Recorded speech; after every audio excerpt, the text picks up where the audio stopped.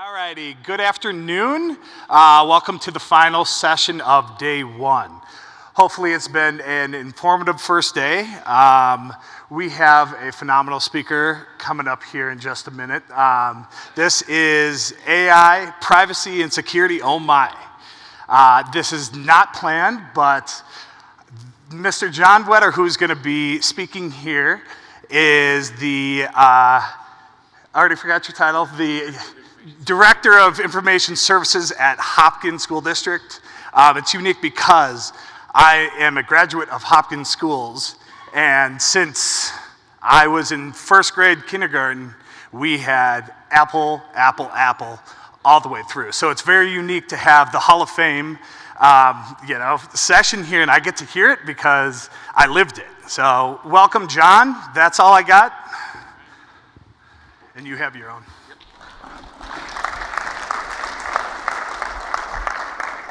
Thank you, and good afternoon, everybody. Thank you so much for joining us here this afternoon. This presentation is going to be a little bit of a step two. If you were not able to attend JNEC 2024, my presentation that I gave last year was around cybersecurity in K-12 education with a student focus. So take a look at that, is where I set some of kind of the governance pieces around really making sure that helping get your K-12 cybersecurity program off the ground. And today, we're really going to look at, certainly, a lot has been happening in the IT space, certainly K-12 education is seeing all kinds of pressures on it, both, kind of the internal, thinking about how we're best working with students, as well as some of the kind of macro, federal pieces going on that are really putting pressure into the public education space. So today, really going to dive into a couple topics, really at the kind of the core of some of the functions that I work with my amazing team at Hopkins Public Schools. Just a little bit about Hopkins Public Schools. We are a public E12 plus school district, Hopkins, Minnesota. That's a suburb of Minneapolis, so right on the western side of the Twin Cities. School district of about 7,000 students, as I mentioned, all the way from early childhood all the way up through some post-secondary programming as well. So gives you a little bit of a framing for our school district and some of the work that we're doing, because we also know in a lot of this IT work, it certainly scales very differently with if I'm a school district of 500 students, 5,000 students, or 50,000 students. Those scales are pretty remarkable sometimes. So let's go ahead and dive right in here and take a look at what we're going to be going through today. So really going to bucket it into the three different areas as we talked about: AI, data privacy, and then cybersecurity, and really then kind of put them together in the end. We're really going to focus on kind of that intersection between all three of them to think about what does that mean in our environment, what does that mean, as an educational technology leader, what does that mean for our technical programs.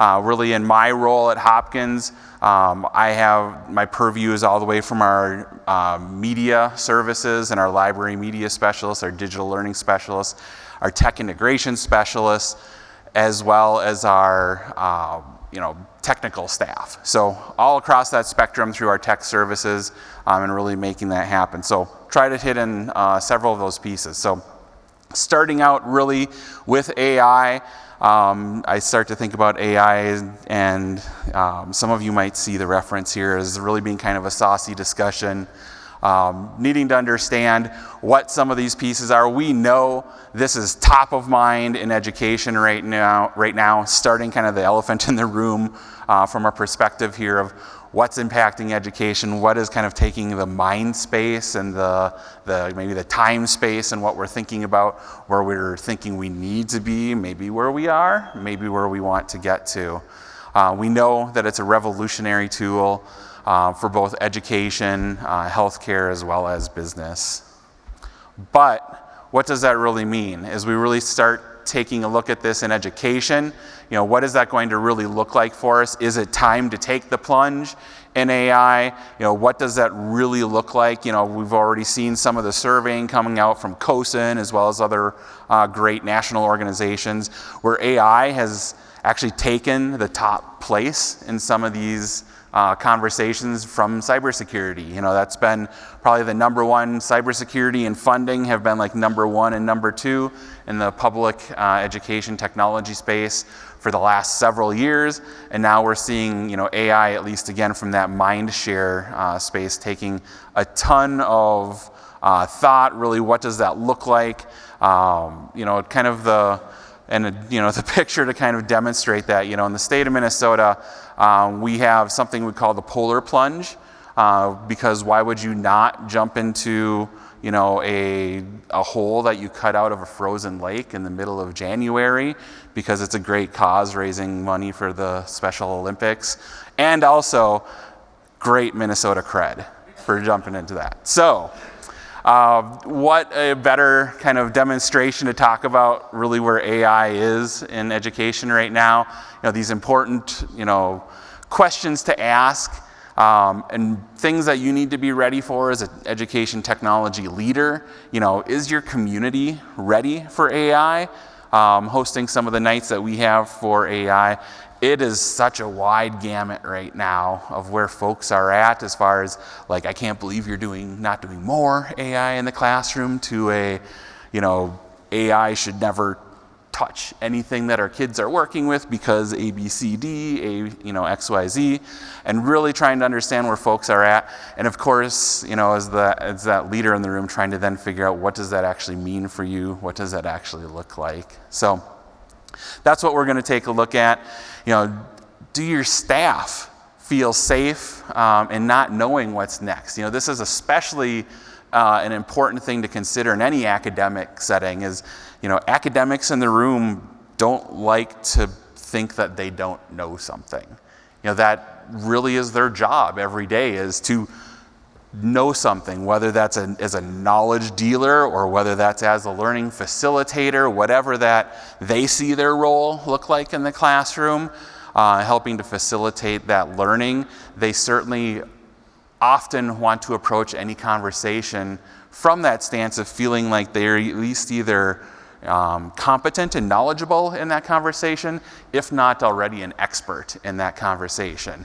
And certainly the speed that we've seen AI come into our spaces have really put some of those academic folks kind of back on their heels, trying to keep up, even, certainly not considering themselves an expert, but how do they keep up? How do they stay kind of relevant and understanding what that work is that they're being asked to move into? And of course, I'm sure anytime, any day now, we're going to have a lot more professional development dollars and time put into our schools to help these learning facilitators to do that work and truly learn that. I'm sure that's going to be coming any day now.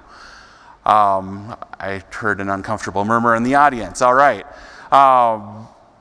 And as those, staff are feeling uncomfortable themselves, how comfortable do you think they're going to be able to feel in fostering that learning in the classroom, helping to develop those AI concepts, whether that be prompt engineering, whether that be understanding how to work with data that they're receiving, how to fact check that data, what is the actual source material that's coming into those answers that they're receiving from any sort of an AI engine. And of course, to the technical side of that, when we look at our internal systems, what does that look like? Are our data systems ready for this?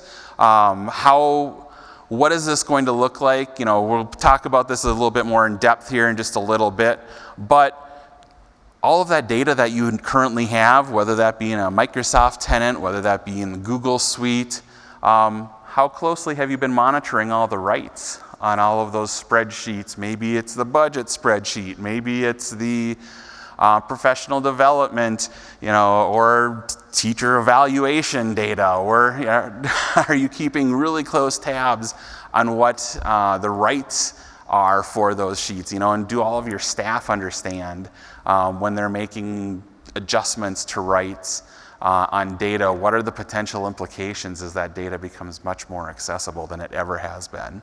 So those are all the things we're going to take a look at. You really just have to dive in, really thinking through all of these pieces. What does that actually look like? What are those conversations?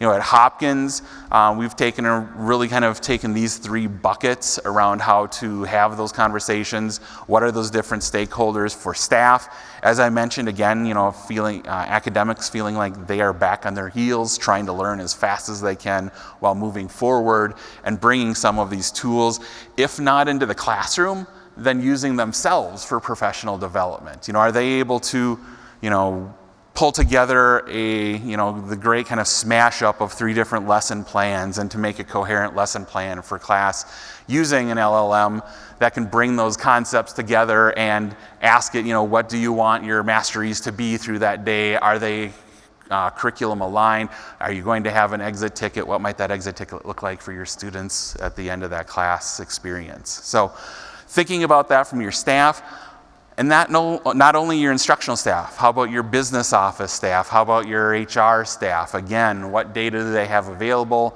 Are they using that data in a responsible manner? Are they putting data that's private information into a public LLM and looking for answers on that? Always making sure that folks understand what tool they're using, what to expect from that tool, and what to expect for an answer back from it.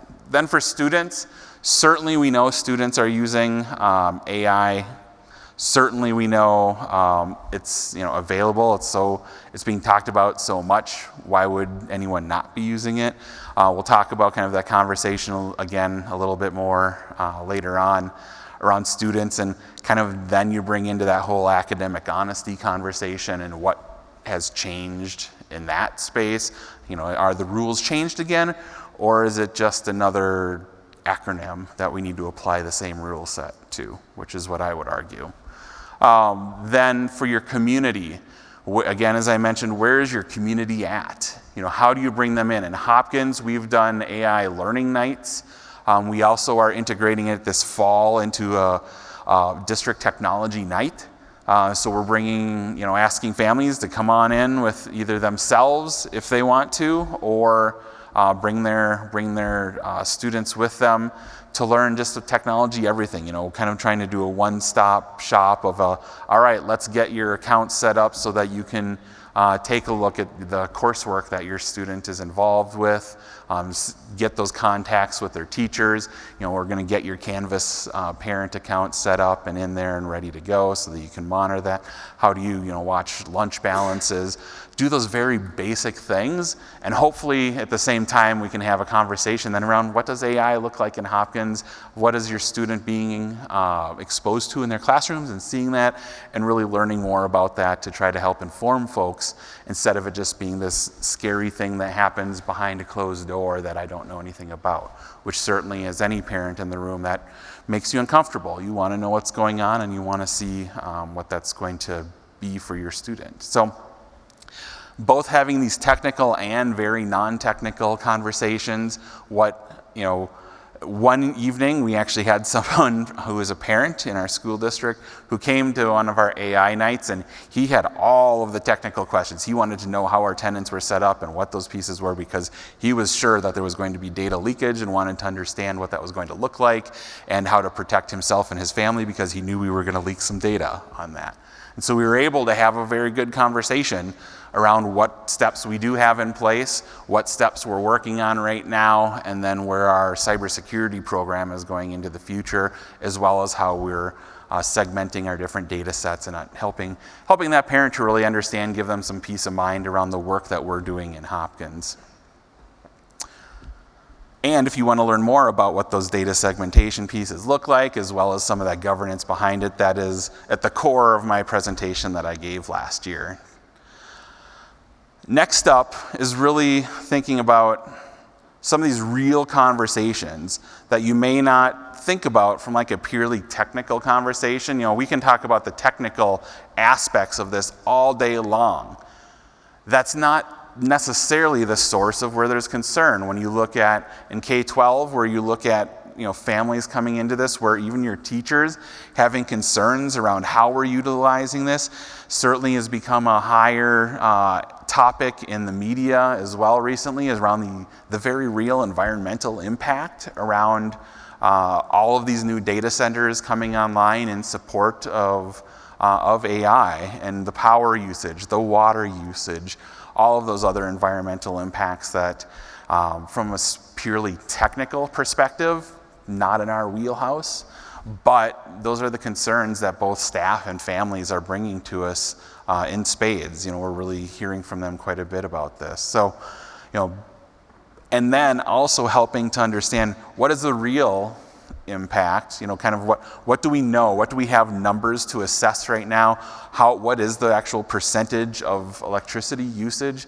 by data centers right now, which is down in the single digits, and we know that it's growing tenfold with that. We also know that many of our data centers, for example, all Apple data centers are already running on renewable energy sources. That is a statement that Apple has already put out there and has their report card and how they come to those numbers all open and available for that, to help folks understand the very real impact of that, and as well as maybe understand what some of maybe that imagined impact might be, and kind of how do we suss the difference there of what's real and imagined. So really making sure that we have a full understanding that.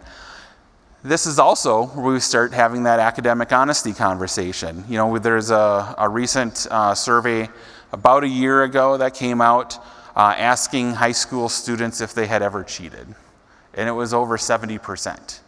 And this was before most of these AI tools were in classrooms, in schools, any of those pieces. And so let's have a real conversation around academic honesty, what that actually looks like.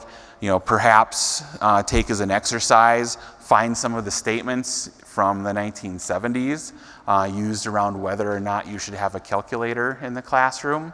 And we're seeing many of those same statements and the same pieces of information, kind of that same language being used around AI now. There again, assessing what's real, what's kind of a risk area, and what may or may not be something that you need to be thinking about right at this moment. So let's make sure we're framing that conversation correctly. This is one of those where, as an educational technology leader, you need to really be in lockstep with your principals, your other administration, of helping to understand, is this a technology issue? Is this an implementation issue? What is this looking like in the classroom? Or how can we do this together? Is this actually covered by either, whether it be policies at the board level, practices that we already have in place in our schools, part of our student handbooks, making sure we have that right language in our student handbooks and we're not getting overly specific. A lot of technology pieces have been coming into student handbooks in the last couple of years. Minnesota is one of the more than half of the states in the United States now that requires us to have a policy in place around cell phone use in our schools, and where and when that can be available for students. So certainly a lot happening here, but I would urge everyone to really think about not getting overly specific into your student handbook pieces, and especially into your policy, your board policy language level, trying to keep that as high level as possible. At Hopkins, we have 2 policies in place for that. One is our cybersecurity policy, and really around data protection in general. And then we have our acceptable student use policy, which I really wish we could change the language around that, but that is a required language for us to have for that policy. Hopefully we can take a look at that in the future. All right, then accessibility. Is AI really accessible? It's one of these pieces where it's happening so fast. I worry that accessibility is not coming at having the same rigor applied in AI, because it's getting into this move fast, break things mentality. But how do we make sure it's accessible? Most AI right now is text only. So how do How do you approach that from someone who may not be able to access that text for whatever reason? How do we really make sure that it really is accessible to everyone? So that's one of the main things we're looking at right now. How do we really ensure that we're able to meet those needs of all of our learners in all of our classrooms when this is happening so quickly? Next on our tour, we're moving into privacy. And really this is, your data being your data, and it should stay that way. Talking about what that really looks like. So we go and look at all of our students, and our students are not just numbers. We are not just talking about the, test scores, or we're not talking about, worksheets. We're not talking about any of those things that are much more classical examples that you might think of around some of that student data. We certainly have a lot more data that we are keeping on our students, and it's incumbent upon us as school leaders, school district leaders, to ensure that that data is staying private. So our students, are so much more than numbers, just not that final grade, not all of those pieces. So how do we really make sure that we are keeping that data private? When we start thinking about that, how are we building, what is that recipe for success as far as when we really think about how to keep data private? Do you have a robust data architecture in place? This is one of those pieces, again, that can be very difficult in scaling with a school district of 500 kids to 5,000 kids to 50,000 kids. How do you actually do that, especially with a very small staff and some of those funding challenges that we're seeing throughout the education space right now? Making sure that you have at a policy level directive to do this work. That's what backs you up as that kind of technology technical leader to say we have to be thinking about this. We have to restrict access to this data because we have it in policy that says that we're going to do that.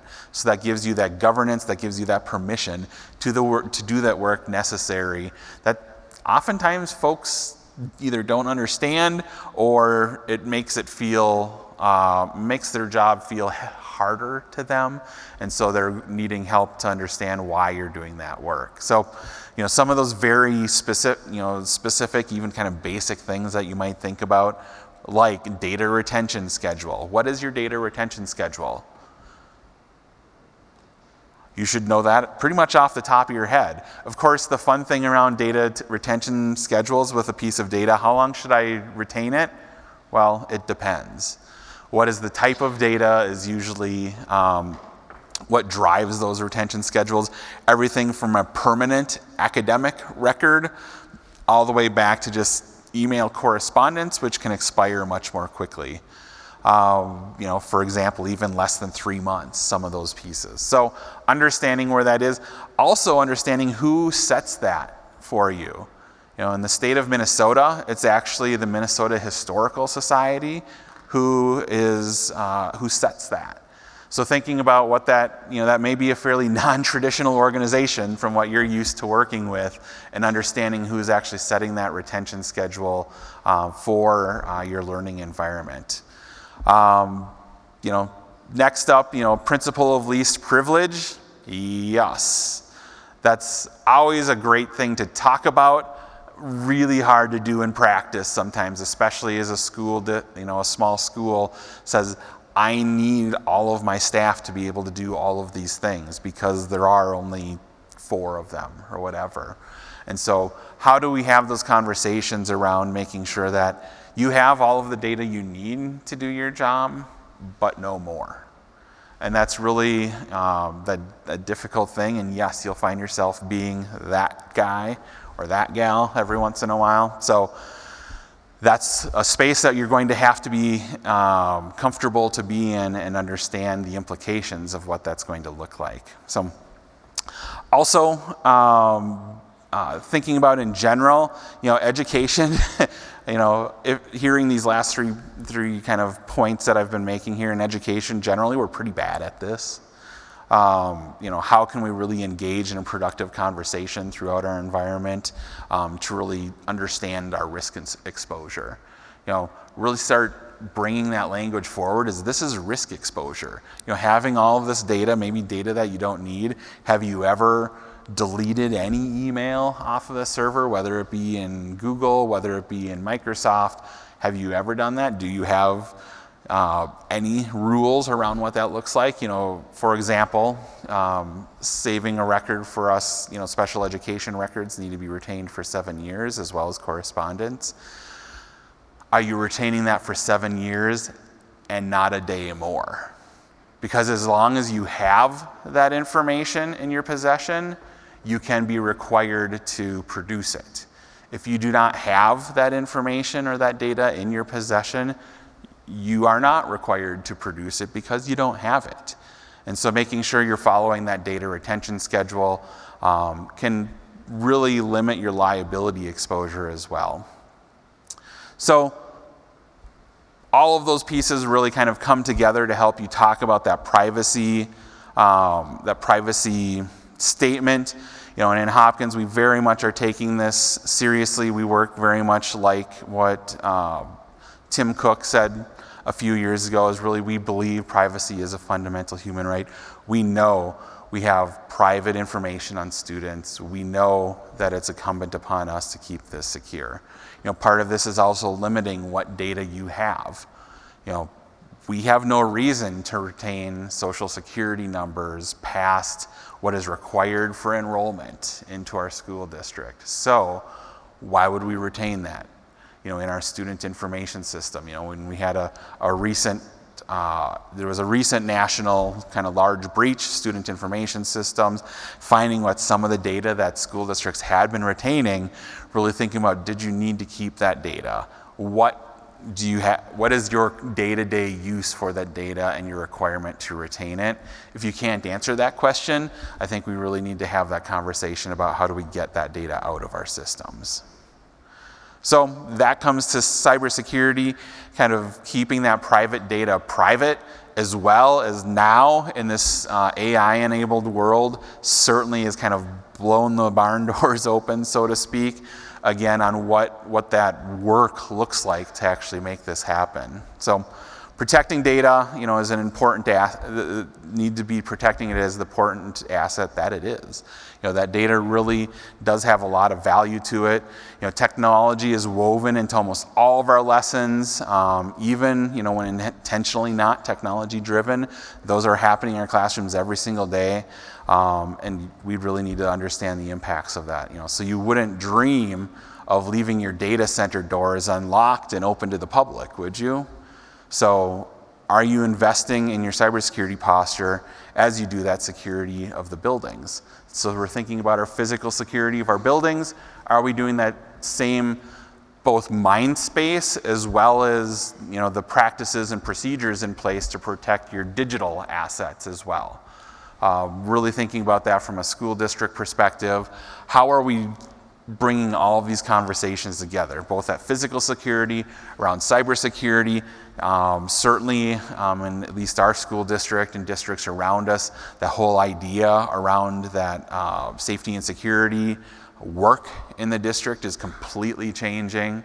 In the last couple of years, whereas we're really looking at pulling kind of the different pieces out of the different departments that had one thread of that, and really pulling that together into a group that's really going to be able to more holistically think about what does our safety and security posture look like for our school district.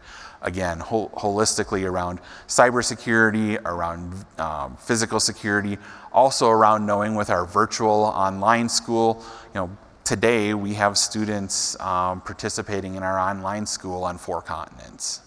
So how do we actually think about what security looks like, both from physical security and cybersecurity, when we no longer are in this kind of neat bubble of our school buildings where that's happening? So again, yet another layer on top of all of this thinking that we're trying to do, and really what that looks like. So revisiting our policies and tools, like I said in my 2024 JNUC talk, the castle walls are down. The moat has been filled.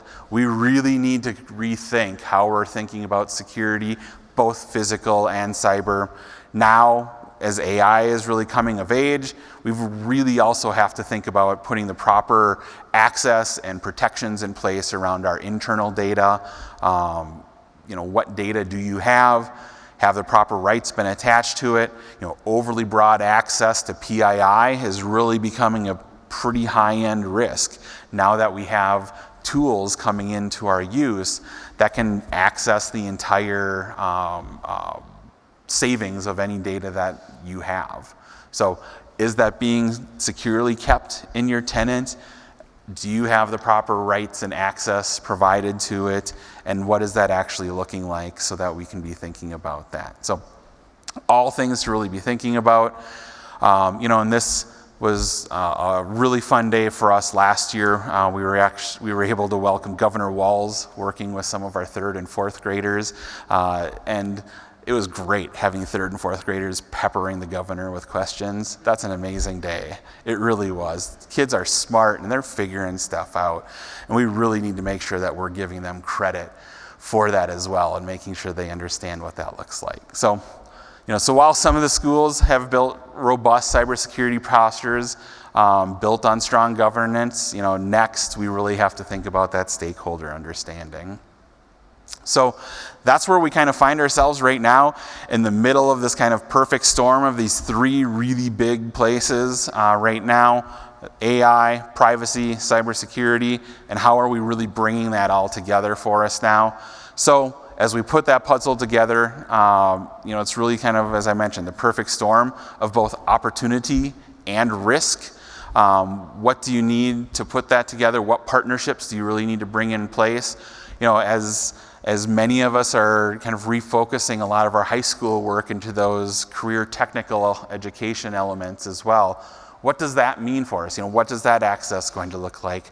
How can we utilize some of our students to help understand that risk and to bring them into the fold on the work that we're doing as part of their CTE classes? How do we really make sure that all of that is working together?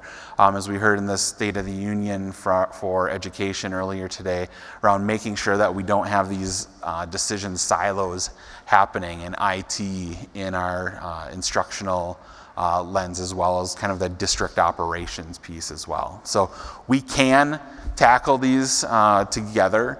It's going to take some strong policy, strong human connections, and also build that understanding across all the departments, really requiring this stronger interdepartmental communication than we've probably ever needed to have, because we're seeing all of these things come across all of our different spaces. So that's how we're really looking at it right now.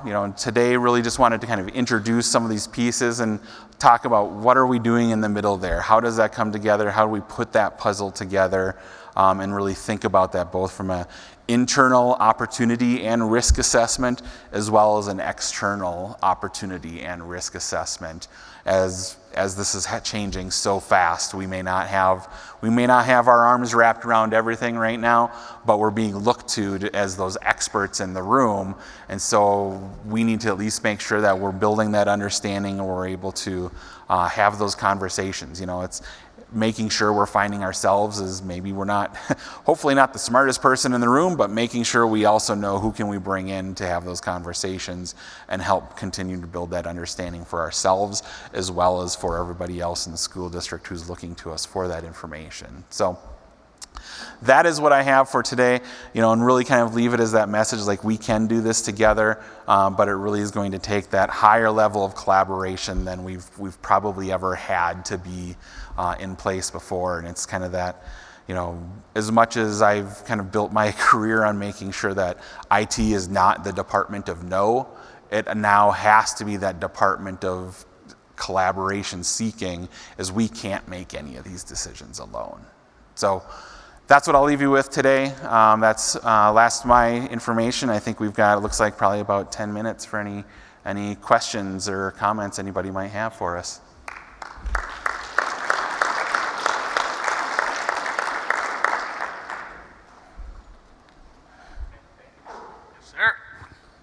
Great talk. Just start there.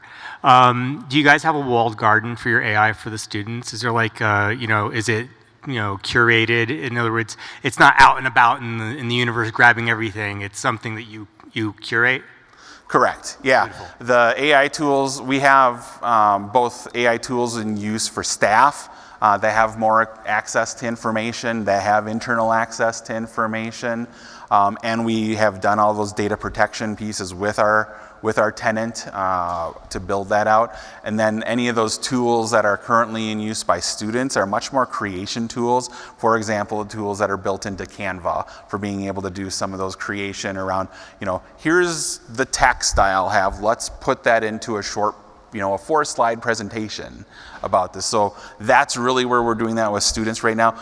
And also to your point of trying to make it a more approachable piece and not needing to worry about, at least in this moment, around what kind of data they're using with that, because that is accessible information already. Other questions?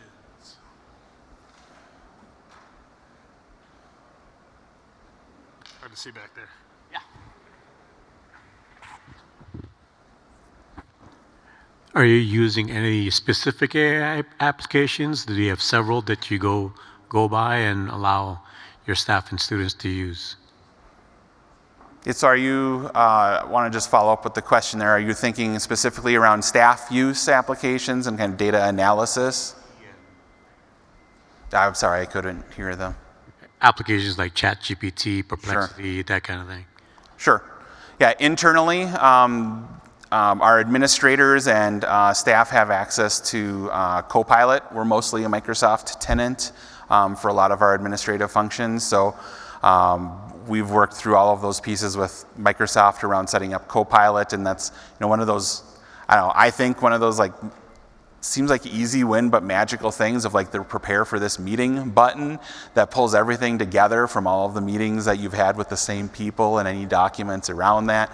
And those are really some of those nice entry points for folks to understand both how it can help make your work easier, as well as understanding the power of like, oh, it knows I met with this person a month ago and it's pulled the meeting notes in from that and had that information available.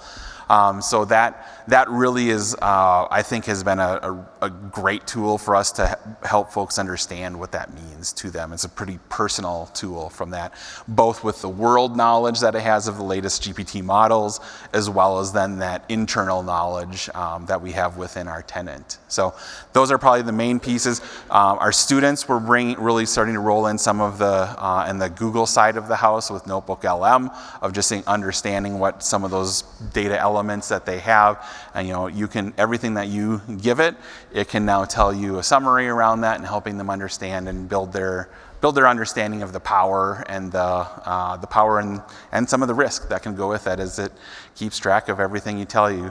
It's something that we've worked with our students for quite a while, remembering that everything you write, everything you put on the internet is written with permanent ink. And helping, it's also helped build understanding around that. Another internal tool that we've also utilized for a lot of our student success metrics, we utilize Tableau as our main data warehouse within Tableau, and using some of the tools and reporting and pieces within that have really brought some pretty interesting insights for our instructors, as well as a tool that we're really, we have high hopes for and really trying to learn more about, is the Intelligent Insights tool that's built into Canvas. So seeing where students across their classes are either participating or not participating, and being able to float some of that information up for instructors to be able to have that at hand. Yep, you're welcome. Hey, wondering if you'd speak a little bit to, so been watching your presentations for years, and I'm a big fan of how you present some of this like digital citizenship and all of that. It sounds like you have some paved roads and tools that are sort of like often used and recommended.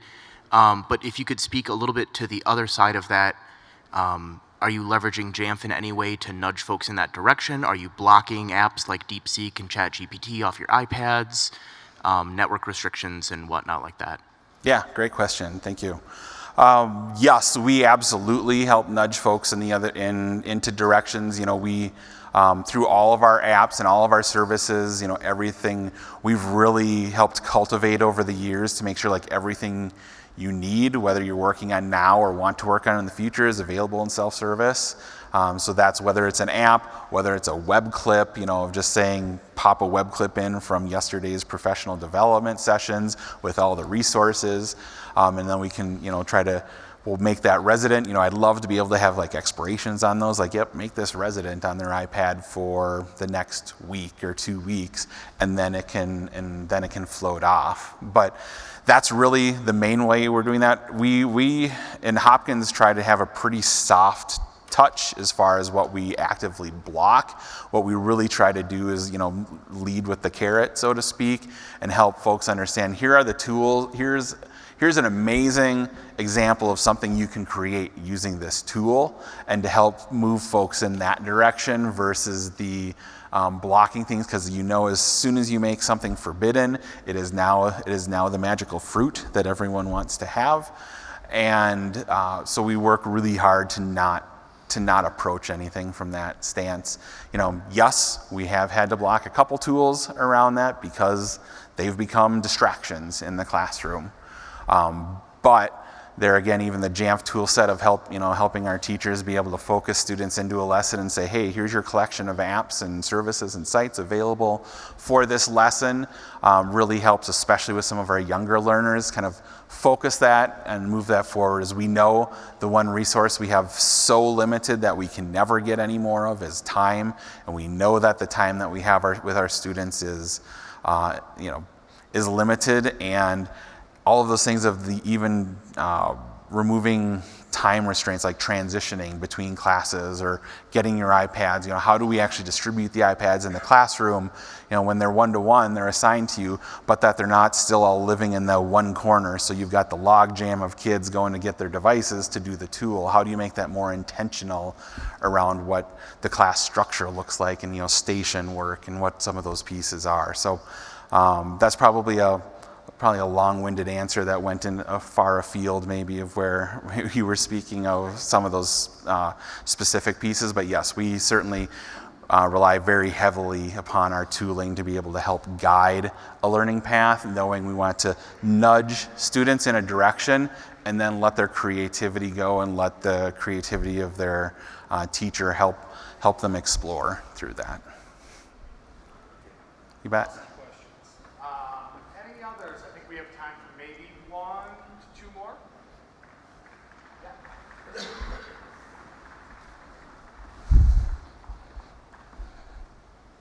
Great presentation on those 3 areas of cybersecurity, AI, and where your data lives. On a budget side, for just kind of go in that direction for a second, are you seeing that having to protect the AI models and such from learners and students and staff, et cetera, has seen an increase of what your costs would be when it comes to getting the tool sets you need and such? Yeah, a couple different directions to think about we're thinking about that right now. First of all, if we really do want to fully develop a tool and adopt it and use throughout our entire system, kind of top to bottom, left to right, both longitudinally and through latitude with that, it's going to be expensive. AI tools are expensive as hell, all get out right now, to really use more of the robust ones that folks are expecting to see what that looks like. We also know that there's great work being done to help look at what does an educational take on that look like, like Magic School that has some of their built-in buffers that they put through as you're doing your prompting to help guide that and keep it to a more school appropriate response. They've had some really great white papers as well as podcasts that they've talked about a lot of that work on. That's pretty interesting. So from a budget standpoint, when we look at some of these expensive tools, it's going to come to the conversation of what are we going to not do so that we can do this? From kind of the classroom tool set of software. On the infrastructure side, it's going to be, are you properly staffed, or do you have some of the data protection tools in place to properly protect that data.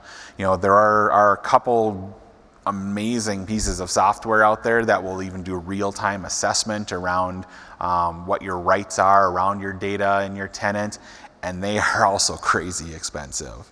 So really looking at that, you know, from a budget perspective, yeah, it's going to have to be in order to do some of these pieces, what are we either going to do a little bit less of, what are we going to not do, or if we're going to adopt this AI tool, how might that just reimagine what some of those learning experiences look like? You know, instead of having a mashup of 3 different apps and services that you were using in the past to come up with this lesson plan, maybe now that will all have to live in that AI tool, and it's going to be how do we experience that together, how do we kind of come to understand what that's going to look like. So from that budget perspective, yeah, there's pretty expensive pieces, and we're going to have to start choosing some directions on that, I think, within the next year or two.